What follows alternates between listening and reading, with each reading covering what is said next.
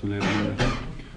تیر ورځ موږ د سی آی ټي کورس په هکله بعضې معلومات ویلې چې سی آی ټي کې کوم کوم پروګرامونه وایو، څه کارونه کوي او په څو ورځو کې باید خلاص کړو. او بیا په هغه کې اول پروګرام موږ د وینډوز چې موږ ویل وینډوز چې د سیستم سافټویر ده، اپریټینګ سیستم ده، کوم چې هارډویر په کار اچوي. که چېرته زموږ په کمپیوټر کې اپریټینګ سیستم نه وي، موږ له کمپیوټر نه استفاده نشو کولی.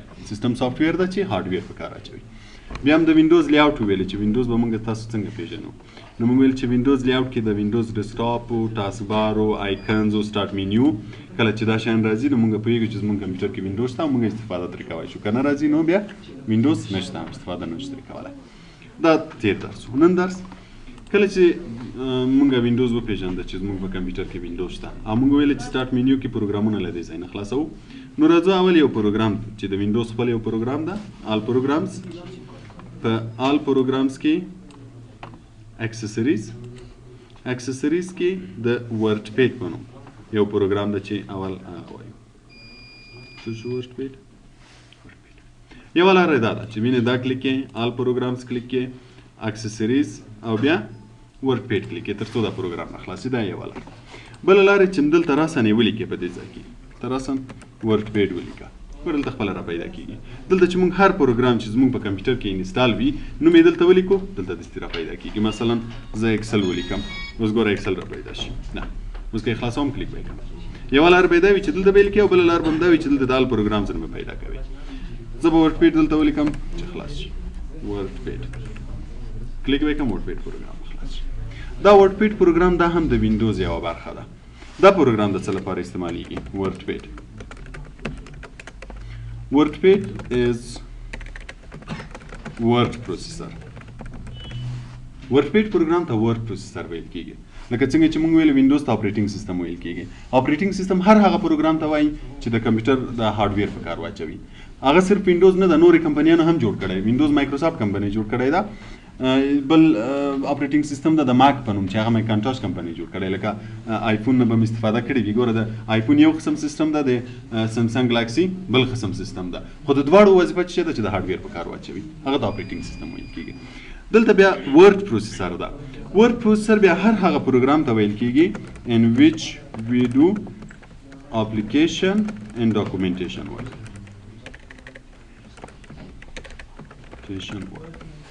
ورډ پروسیسر هر هغه پروګرام ته ویل کېږي په کوم کې چې موږ اپلیکیشن او ډاکومنټ جوړوای شو. اپلیکیشن چې ده اسنادو ته ویل کېږي، عریضو درخواستو د شانو ته چې د اپلیکیشن ویل کېږي، او ډاکومنټ چې د اسنادو ته ویل کېږي. مثلا په دفتري کارو کې یو عریضه نوشته کوي، یو مکتوب نوشته کوي، یو استلام نوشته کوي، دغه شانو ټولو ته اپلیکیشن ویل کېږي.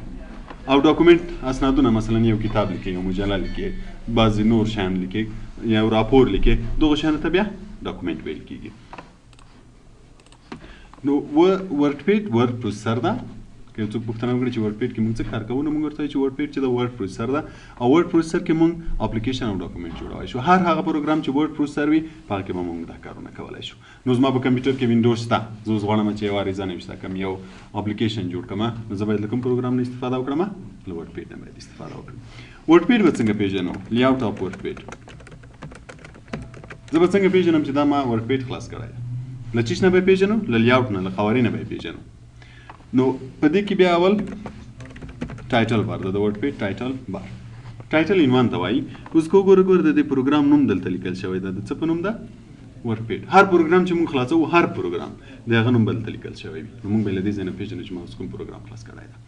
نو دغه لاین ته چې دا عنوان پکې لیکلی وي دې ته ټایټل بار وایي. نو د کوم پروګرام نوم چې په د لاین کې لیکلی ده دغه ته ټایټل بار وایي. بل د کنټرول بټنز. کنټرول بټنز، دغه بټنو ته کنټرول بټنز ویل کېږي. دا که هر پروګرام کې وي دغه بټنو ته کنټرول بټن ویل کېږي. کارونه یې درته معلوم دی چې کلوز بټن پروګرام بندوي، منیمایز بټن چې کله موږ د پروګرام نه استفاده نه کوو کلیک کوو منیمایز کېږي، راځي دا ټاسک بار ته، او چې کله په کار شي بیرته کلیک کوو بیرته راښکاره کېږي. او دا سکرین منیمایز او مګزیمایز کوي. که غواړئ چې سکرین لږ وړوکی شي بیا له دغه ځایونو له دې کونجونه موږ بیا هم کولی شو چې کله کلیک ونیسو کولی شي چې هر څومره موږ وغواړو چې راته وښیي همغومره سکرین.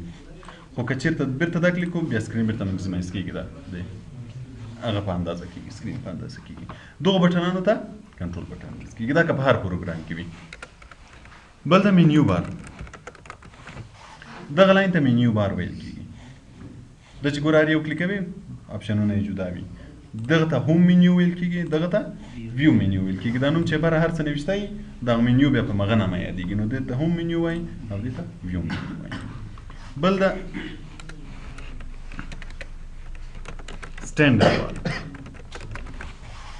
د هغه لاندې بیا دغه ته سټینډرډ بار ویل کیږي. سټینډرډ بار بعضې اپشنونه دي چې وروسته یې وایو چې څه کارونه کوي.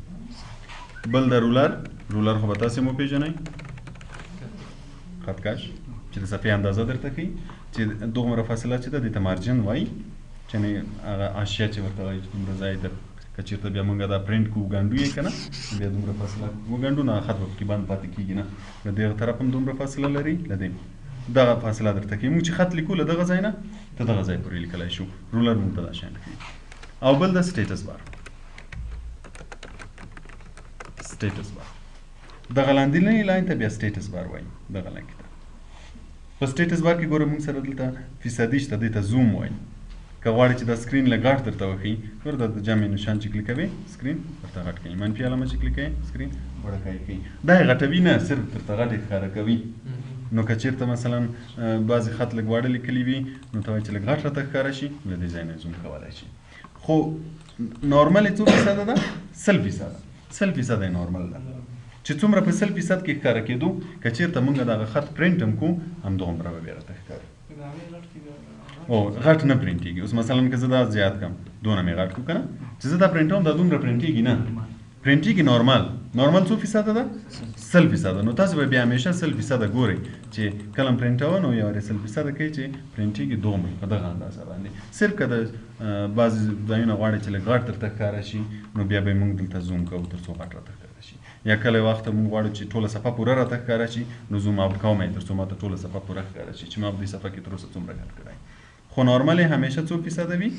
100% وي چې 100% کې څومره ښکاره کېدو پرنټېږي هم هغومره. نو دغه لاین ته بیا سټیټس بار وایي. نو کله چې موږ یو پروګرام خلاصوو له څه نه به یې پېژنو؟ له لیاوټ قوارې نه به یې پېژنو چې په هغه کې به یې اول عنوان ته ګوري چې د دې پروګرام چې ما خلاص کړی نوم یې څه شی ده، کوم پروګرام ما خلاص کړی. پوه شوئ؟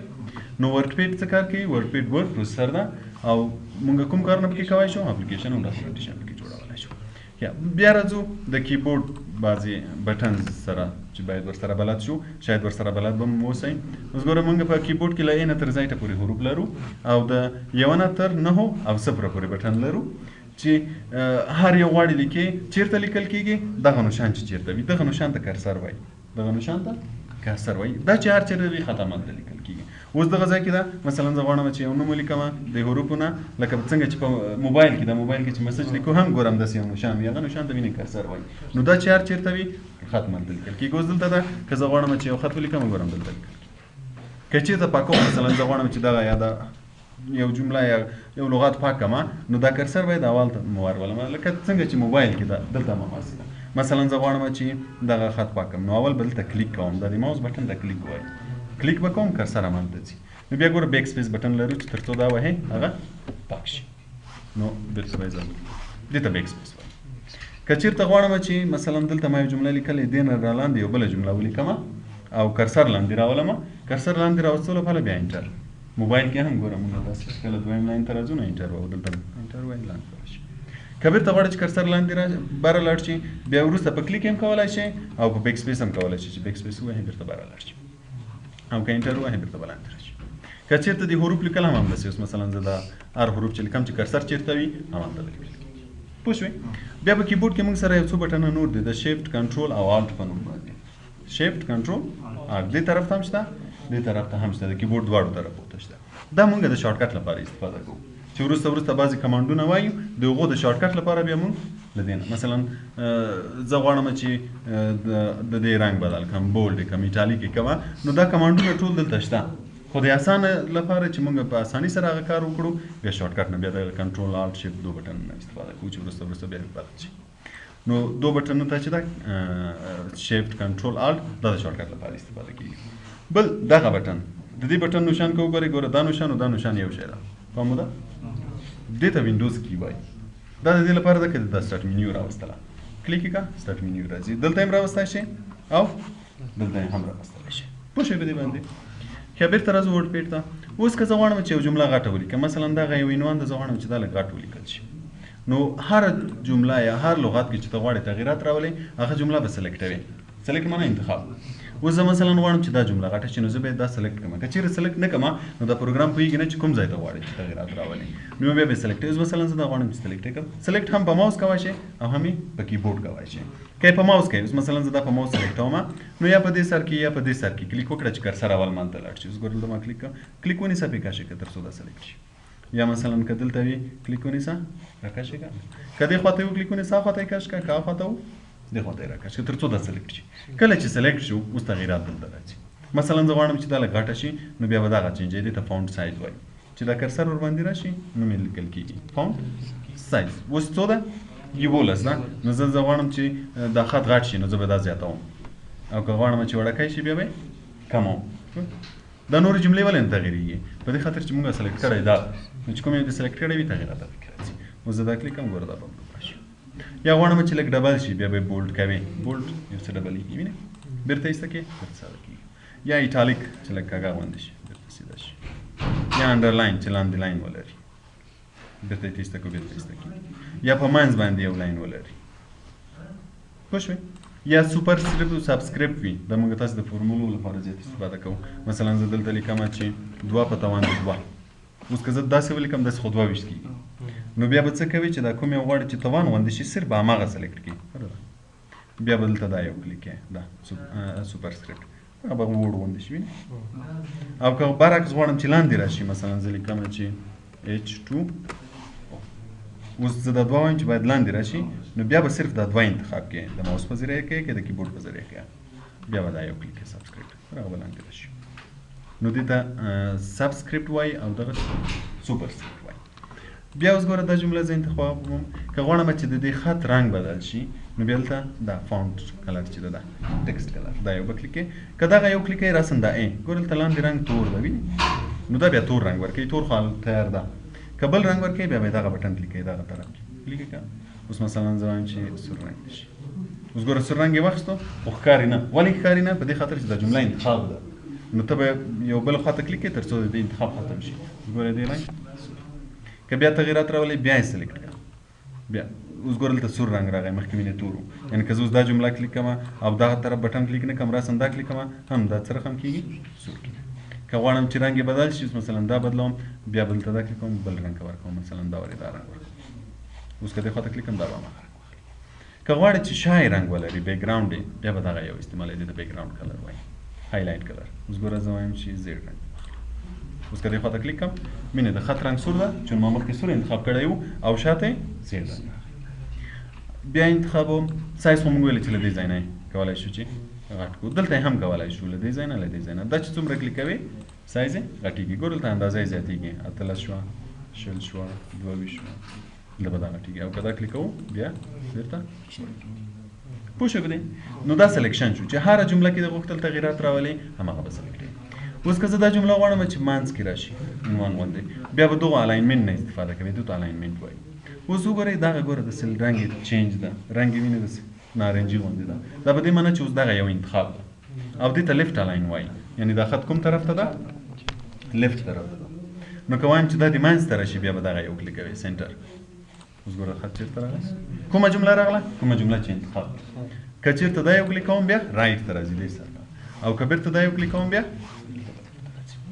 پوه شوئ مخکې ما دا بټن وویلی چې کنټرول شفټ دا چې دی شارټکټ لپاره دي اوس مثلا زه دا جمله غواړم چې الاینمنټ یې بدل کړم سنټر ته یې راولم یو خو دا لار شوه چې دا کلیک کړي اوس ګوره دې باندې کرسر کېږي دلته به څه شی لیکل شوي وي کنټرول پلس ای یعنې کنټرول بټن باید ونیسئ او ای ووایئ بیا به دغه کار انجام کېږي یا مثلا دا ګوره په دې کرسر کېږده د دې شارټکټ کنټرول آر ده یعنې کنټرول بټن باید نیولی اوس ګوره زه کنټرول نیسم ای وهم د دې الاینمنټ سنټر کېږي کنټرول نیسم آر وهم رایټ ته راځي کنټرول نیسم لیفټ وهم چېرته راځي نو وینې دا شارټکټ شو یا مثلا زه غواړم یو جمله انتخاب کوم دغه جمله زه انتخابوم د کیبورډ په ذریعه د ماوس په ذریعه نه نو اول کرسر وروله دغه ته ایرو کیز وای د څلور باندې چې کولای شي ګوره کرسر کدا وه لاندې راځي کدا وه بارځي د دې طرف ته ځي او دا دې طرف ته راځي نو یا کرسر دې طرف ته راول یا هغه طرف ته راول اوس مثلا ما دې طرف ته راوستو اوس شیفت ونیسه دبل ونیسه تر څو دا انتخاب کې ویني سلیکټ شو اوس که زه مثلا کنټرول یو هم ما څه راځي کنټرول ال وهم دلته راشي کنټرول ال وهم راشي کنټرول ای درته کنټرول ال دا په دې چې ار یو ته نږدې وي هغه یو وایي کنه دا اوس کنټرولر وهم په دوه ته خو د ډیزاین اسانه کولای شي نو په دې خاطر دوه ور کړی چې کله موږ ټایپینګ کوو دا هم دې ته نږدې وي دا هم دې لاسته نږدې وي پوه شوې نو دغه د شارټ کټ بټن شو کله تغیرات راوستل راسنه په دې امر راوستل شو ته دې ځکه مشکل نشته بیا چې کله موږ یو سند جوړ کړو یو اپلیکیشن او ډاکومنټ هم جوړ کړو کله غواړو چې دا وساتو دی بل ورځ لپاره اوس مثلا زه دا غواړم چې سبا لپاره یې وساتم نو بیا به دلته ګوره دغه آیکن دې ته سیو وایي دا به یا دا دا کلیکوي دلته به سیو کلیکوي سیو څه معنی سیو ساتو یا به دا وایي یا دا اوس ګوره زه دا دلته به معنی د نامه پوښتنه کوي چې دا په کوم نوم ته سیو کوي په کوم نوم یې سیو کوي هر هغه نوم چې بیا دویمه ورځ ته کولی شي پیدا یې کې د سیو نوم به ورکوي مثلا زه دلته نوم ورکوم ورډ یا مثلا introduction to word page دا اوس سیو کوم دا شی اوس وساتل شو نوم به چیرې ولیکل شي نوم به په دغه ځای کې ولیکل شي چې دا فایل په کوم نوم ثبت شوی ده وینئ introduction to word page دې طرف ته د پروګرام نوم لیکلی ده او دې طرف ته کوم فایل چې تا په کوم نوم ثبت کړی وي هماغه نوم به لیکلی وي که چېرته زه دا پروګرام بندوم بله ورځ یې خلاصوم دلته راغلم او یا مې ورډ پیډ ولیکو او یا د هغه څه خلاص کوم د دې ځای نه آل پروګرام او دلته اکسسریز ورډ پیډ خلاص لیکو اوس که زه هغه فایل راولم کوم چې ما مخکې جوړ کړی و سیف کړی مې و بیا به دا بټن وهې او دا ورې به اوپن کلیکوي اوپن معنی خلاصول کلیک یې کړه اوس به دلته دلته باید پیدا کړي چې دا به وروسته وایي د څه په نوم و انټروډکشن ټو ورډ پیډ دا به کلیک کړم دلته به اوپن بټن وهې هماغه شی به بیا درته راشي پوه شوې که کله دې غوښتل چې نوې صفحه راولې مثلا دا خو ما ثبت کړې ده زه اوس یو نوی سند یا یو نوی ډاکومنټ جوړوم نو د نوې صفحې راوستلو لپاره به بیا نیو کلیک کوئ دا دې کلیک کړه نیو هغه شی به ایسته شي هغه صاف ده هغه همیشه ته راوستی شي کوم شی چې د دلته ثبت کړی وي هغه چې هر وخت وغواړې راوستی شي یعنې که زه بېرته بیا هغه راولم بیا به دا کلیک کوم بیا به اوپن کلیک کوم اوپن دلته به یې نوم پیدا کړم کلیک به یې کړم اوپن یا به دوه وارې کلیک به یې وکړې ډبل کلیک ورته وایي تر څو بېرته هماغه شی راشي پوه شوې تر دې نشته مشکل بس کوو دومره